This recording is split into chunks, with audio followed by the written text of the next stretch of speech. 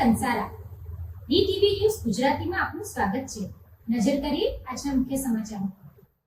Ankleshwar waste management association દ્વારા ગુજરાત પ્રદૂષણ નિયંત્રણ બોર્ડ સામે અસંતોષ વ્યક્ત કરતા આવતીકાલથી ગાંધીનગરમાં અનિશ્ચિત ઉપવાસ આંદોલન શરૂ કરવામાં આવશે.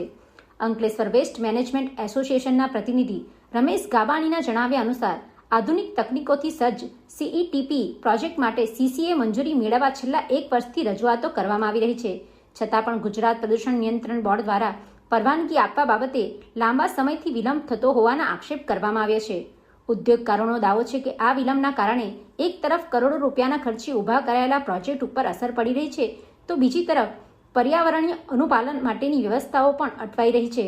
જેના પગલે આવતીકાલથી ગાંધીનગરના સેક્ટર 10A આવેલ ગુજરાત પ્રદૂષણ નિયંત્રણ બોર્ડ હેડ ઓફિસ પર્યાવરણ ભવનના મુખ્ય દરવાજા પાસે અનિશ્ચિત ઉપવાસ આંદોલન શરૂ કરવામાં આવશે. Pintu Modi, DTV news, Ankleshwar.